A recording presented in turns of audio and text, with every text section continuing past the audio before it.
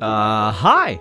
I'm Arthur, and when it comes to the setting of 40k, the grand unifying idea I've seen almost across all avenues of the fiction, the fandom, and even the playbase of the game itself is the single sentence, man, orcs are really cool. And yeah, no, they are pretty cool. They are probably the most universally appealing faction in the game, and also the most versatile faction to exist as they tend to occupy multiple different hats that exist in the setting. Do you want to have a goofy army of little dudes with wacky shenanigans going on in the background? Do you want to have an ultra-serious, horrifying mob of raging brutes? Do you like twisted metal? All of these are options, though there is some comedy in the fact that it all eventually gets funneled down in sort of this bottleneck effect that even if you run an entire shooting army, you're still going to be better at melee than you are at shooting. I have seen so many different options that are supposed to be shooting orcs that end up just being melee orcs with good shooting weapons. It's incredibly funny. A good example is I play a weekly game with a friend of mine at the local game store. So we bounce back and forth between 40k and AOS periodically. This kind of bouncing leads to some oddities, like him getting a unit of Deathcopters because he plays orcs. And we found out that they were kind of a ranged unit. That's what we thought at first, you know, rocket launches, copter rockets, and they have high mobility and are meant to zip around. And eventually we found out why they were sucking every game is because, oh, they also just have fantastic melee. So we found out that that was just the best way to use them, is to shoot at you, probably miss most of your shots, and then charge into melee and then hit them with the rotor blades of the helicopters. I think it's really cute. But my adoration and your adoration for the orcs of 40k is besides the point. Let's talk about the different clans of orcs. So a clan is essentially a sort of ingrained brain chemistry that comes with some orcs. Since orcs reproduce by emitting spores that grow into other greenskins, you kind of have a commonality between these greenskins. If you are an orc born from the spores of a blood axe orc, then you will likely be a blood axe orc. So it's a genetic memory, as well as sort of a cultural meme kind of dealio. In general, orc clans are just memes, so do with that information what you will. With this video, I want to discuss every major clan here. There are a bunch of minor clans that have microcultures, but I really don't want to touch on them too much because they're just mostly deviations on the main branches, so yeah. Side note, orc clans can work together to become massive WAs, and usually there are issues with some clans working with others. See the Snakebites to understand what I mean, but in general, orcs tend to stick to their own clans and only really communicate with others in order to gain new tech, info, or just crack some skulls and prove who is in fact the biggest and the bestest. One of my favorite examples of two orc clans coming together to make a mighty WA to go fight humans is in the Warhammer Adventures books, which is the Warhammer for Kids books. You remember those? Yeah, went through all of them recently, and that was fun, but regardless, in, I think, book 4, there is a clan of Bad Moon derivatives as well as a clan of Snakebite derivatives, and they end up being unified into one massive mob because the war boss of the Bad Moon's clan just fucking explodes the war boss of the Snakebites with a cute little trick of hiding a grenade in his palm and pulling the pin. I'm going to cover the Warhammer for Kids books a bit more in depth at some point, but this is just to show an example of two clans being unified under one war boss, as the war boss of the Bad Moon's clan ended up taking over both clans. Before I get into the first clan, and discuss these sequentially of course, I want to promote someone that I think you all should go check out. No, I'm not sponsored, they're just a friend of mine, and honestly I think they make significantly better content than I ever could. They are super high quality, but also very underrated. If you follow me, you've probably seen me show up on their channel at least once, and kudos if you did, but you know, if not, go and try and find me. This is Mishmash Painting. They do a lot of really fun videos on paint schemes, lore of paint schemes, and they also are just really casually super funny. So if you could go check them out, that'd be really cool. The reason why I'm doing this is because their most recent video on the silliest Space Marine color schemes, I really think that is an underappreciated video, and that definitely needs to do more numbers because I think it was really good. So go check them out. If you like my content, you're gonna love theirs. Okay, so without faffing about any further, let's get into it. The Blood Axes. I'm gonna break the YouTube meta here for a minute and just come out and say my favorite first. I love the Blood Axes. The Blood Axes are, contrary to their name, the least orky orcs in the 40k setting. They are a faction of orcs that actually tries to learn how to incorporate other tactics into their combat style, other than just screaming at the top of their lungs and charging at you ass first and mad as hell. So I'm a big fan of that to start, but their models are always super damn fun. There is this thing in 40k, and this extends to pretty much any of the factions that has existed since the beginning of the game, where each of the original factions, sub-factions, has a model to represent the differentiation between each individual faction. So with the Blood Axes, you have the Commandos. The Commandos are a weird unit. They are a stealthy orc unit that specializes in ambush tactics with smaller choppas that are sharpened rather than being weighted. Now, smaller choppas still means that they are about the size of a longsword for a human, but hey, for an orc, that's pretty subtle. The Blood Axes are all about ambush and scout tactics, which leads to it being the least orky way of fighting, which in the eyes of other clans actually comes off as cheating to some degree and kind of ruining the sport of a good scrap. They honestly think the Blood Axes are a bunch of dirty cheating gits who don't know how to get stuck into a proper scrap, which is so funny, because before the Goths, the Blood Axes were considered the most dangerous group of orcs out there, due to them having a slightly higher IQ than just 5, which is way better than what a regular orc has, right? I love them. They actually use camo and don't really have a set color scheme, though they do tend towards a little bit of red every now and then, and do prefer ranged weapons some of the time, not just using them out of necessity. But yeah, what's next? The Death Skulls. The Death Skulls are up there as well as one of my favorites of the orcs, but do get edged out just a little bit by the Blood Axes, as they are right proper orky, but they have some weird quirks to them. In short, they are the lucky blue gits, where they have an obsession with scrounging for supplies and looting battlefields after wars in order to get better tools and materials to construct the monstrosities they refer to as walker mechs, which have more in common with garbage trucks, with about 13 50 caliber sniper rifles mag welded to the sides using strings to pull the triggers from the cockpit of said vehicle at random intervals than they do with a Gundam. But hey, who am I to call them liars? Especially if it gets results. They also are kind of hated by orcs like the Blood Axes are, but the reason these guys are hated is specifically because they just keep stealing shit. It's a running gag that if you have anything unattended to, they are just gonna gun you down and take it without anyone being the wiser. No one is safe. Orcs from other clans, orcs from their own clan, humans, Tau, everything.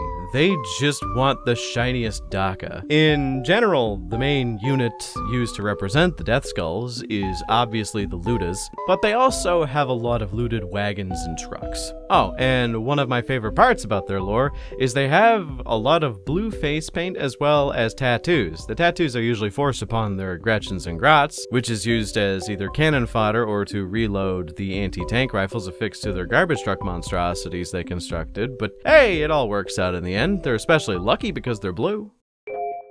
The Goths. The Goths are more or less on the opposite end of the spectrum as the Blood Axes. They are quite literally the most orky orcs that ever lived. They are also the most numerous of the orc clans out there and present the biggest threat of all the orcs in the setting. There are numerous reasons as to why, but the main thing is, for one, they follow the orkiest way of living, which is the biggest guy calls the shots. And there is no guffing about. They actually tend to make the biggest orcs pretty naturally from their own special breed of spores, and because of that, in mixed tribes, often the orc that calls the shots, the war boss, is actually usually a Goth of some sort, or at least from the Goths lineage. They create the biggest and the meanest knobs in the setting. They also have the biggest war boss, likely, in orc history, outside of when they were Krorks, which we don't truly have a scale for the Krorks, so I do have this kind of fun feeling that if Gazgul Mag Uruk Thraka found a way to fight a Krork, it would probably be a close fight on either side. Yeah, the Goths are the ones that have the most notable orc in the entire setting, and that is, of course, Gazgul Thraka. massive orc who spearheads the Goths and has actually taken up this surprisingly reasonable stance for an orc, which is that if you want to work under the Goths, it doesn't matter which clan you actually come from, they will take you in. Which, from our perspective, the idea of rallying multiple individuals under the same banner might not seem all too big a deal, but for orcs, that is surprisingly a high level of not killing each other at every single chance you get they are exhibiting there, which is exemplary. The way the Goths fight is pretty brutal. They fight like how the horror-y orcs tend to fight in most settings, which is unrelenting savagery, and they have a lot of sadistic qualities in them that are not as on display in other clans. They enjoy a good fight and a good scrap like any other boy, but they also enjoy the entertainment aspects of warfare. And what do they find entertaining? Torture, mostly. I remember a few scenes in a few books of them forcing humans that they have captured into fighting full-grown orcs using oversized orc weapons, which definitely went the way that you assume it would. They tend to mob up in large numbers, with many different squads of boys and knobs throwing around their weight like it doesn't matter at all. The biggest hurdle with them is they are going to overwhelm you with vast numbers. The unit I'd say represents the Goths the best is, oddly enough, the war boss, or knobs. The bigger boys, the scrappier boys. They are an aggressive sort and really fun for that. The Evil Sons. The Evil Sons are a weird but understandable concept. See, in Orc society, there are various subgroups that pop up from time to time, like Pain Boys, the Weird Boys, the Tank Busters. These individuals that occupy a specific space that tends to show up in Orc society. These are usually referred to as subcultures, as they are described as usually being based around a single idea that a certain group of orcs tend to like. The one that is most representative of the Evil Sons, and the one that is most common in the Evil Sons, though they do pop up in other clans, is the Cult of Speed. Now, speed cults, or speed freaks as they are often described, have an obsession with going fast, making it go faster, and the color red. Now, I know the orc meme is to paint things red to make them go faster, but I feel it's often not said enough that that is, in fact, just a meme. It's just a coincidence due to their genetic memory that they paint things red that go faster than they normally would. It's not the other way around where things go faster because they paint it red. It's because on some fundamental level, if they did something to make it go faster than usual, they assume it needs to be painted red. Or maybe it's orc magic and I'm just ruining the fun for everyone. Believe what you want to believe. Regardless, the Evil Sons have an obsession with the color red, and going as fast as humanly possible, to the point where they field an excessive amount of tricked out trucks, buggies, cars, and bikers, as well as a bunch of storm boys who could not be happier to go as fast as humanly possible with a missile attached to their back. The Evil Sons also love Daka, which is the orc all-encompassing word for shooting, bullets, and just anything really to do with a gun. But they love attaching incomprehensibly complicated weapons to the sides of their vehicles. I should also note, though they do enjoy shooting, that doesn't necessarily mean that they like aiming, as they just like the loud bang noise that happens, and if something dies, then there is a swift hell yeah uttered by the boys, and then they all go into melee and finish up the bloody business that they enjoy embarking upon. I really like the Evil Sons. It might also be because I enjoy playing the Bloodtooths in AOS, which is basically the same thing, but instead of cars, it's giant pigs. So yeah, I might be biased there. The Snakebites.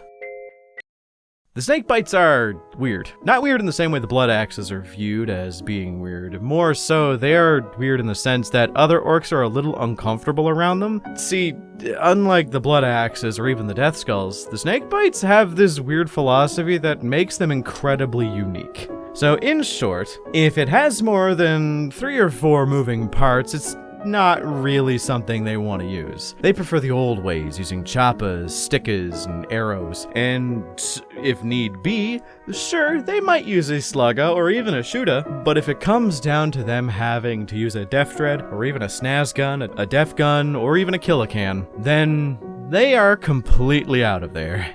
They embrace the old ways of war and believe that everything else is just overcomplicating things and is far too flashy to get the job done in any way that they think is satisfactory. They have an abundance of squigs and squig accessories, so the interesting part of this is there is a misconception about how staunch they are in their views on technology. It actually varies pretty widely, as they do use some techie weapons. It is a future setting after all, but anything that is a bit too complicated, they usually won't really acknowledge it exists. A good example is to kind of tie back to what I was talking about with the Evil Sons, is a sort of micro cult that starts to include itself into other factions, but is most common with the Snakebites is the Beastnagas. Beastnaga boys are absolutely insane, and they are just a bunch of weirdly tribal orcs that believe in hunting the biggest and the baddest monsters in the universe, and through that hunting, making themselves significantly stronger in the process. This has led to them embracing the older ways of war and doing pretty good at it, which you'd think would mean no tech, but no. On screen, I'm going to be showing a couple of their models, and you can tell that there's a sufficient amount of tech on display here, and they still have some decent weapons.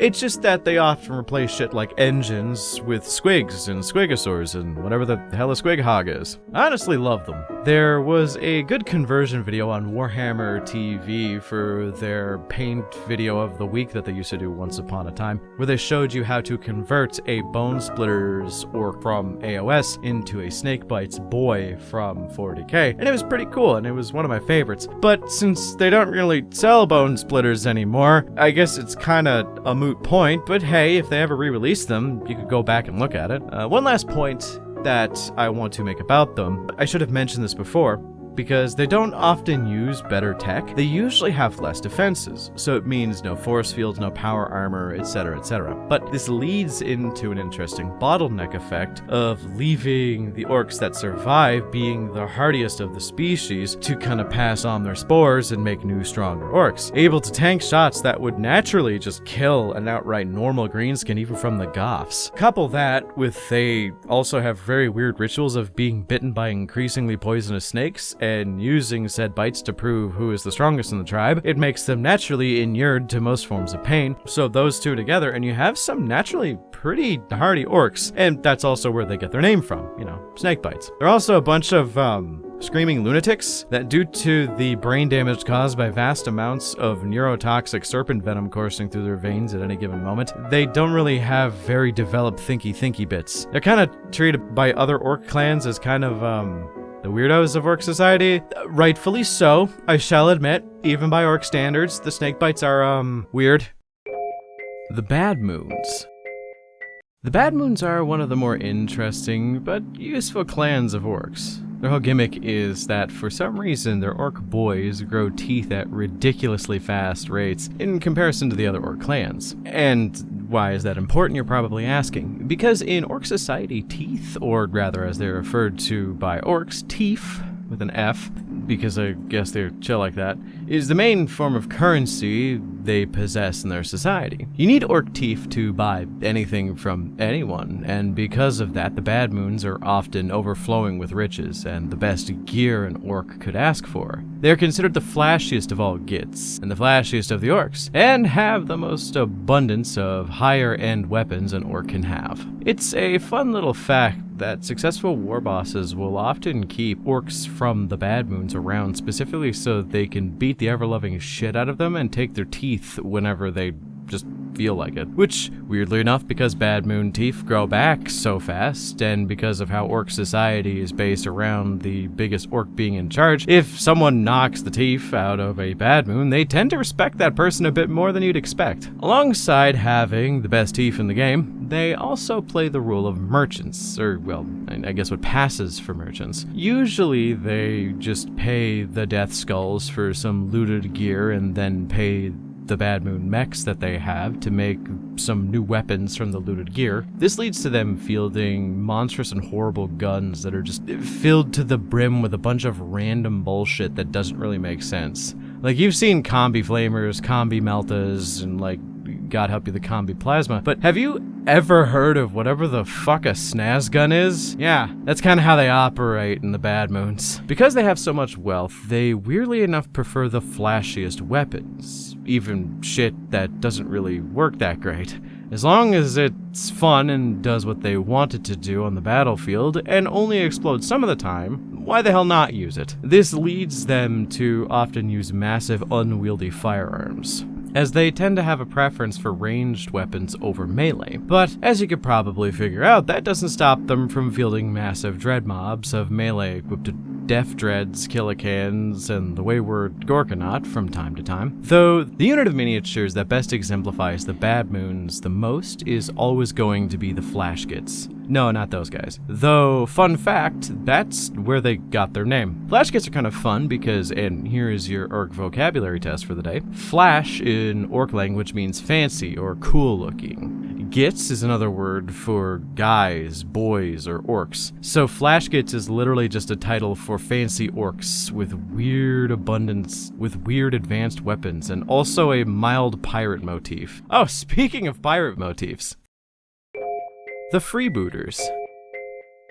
Freebooter orcs are kind of an outlier, and I'm cheating a bit by putting them on this list because they are technically not a clan of orcs. They are actually outcast orcs from other clans who band together to make these warmongering sellsword groups that travel the universe looking for plunder and looking to just steal from whomever they can. The fun bits about them is that they are pirate themed most of the time. Like, they have this weird obsession with pirate shit. They somehow picked up the meme of being pirates as orcs and rolled with it pretty hard, as even though they all come from different clans, they band together their mixed strengths and regiments and random other shit, and somehow it ends up pirate. They all, for some reason, have been funneled down the orc-pirate pipeline, which I've heard is dangerous for those who want to remain nonpartisan in today's orc political climate. So, regardless of the piratical political compass, the Freebooters are literally just orc pirates in space. They were likely created to fill a niche that was kind of in need of filling back when the original orc clans were being thought of, where they are a non-specialized group of orcs who can pull from all the clans to make their own thing. Basically, if you were constructing an army back in the day and wanted to play an orc faction with not much of a skew in any specific direction, you would choose these duders, as they are pretty good at most things and can still be fluffy, as even though we joke about them being pirates, not all freebooters are pirates. It's just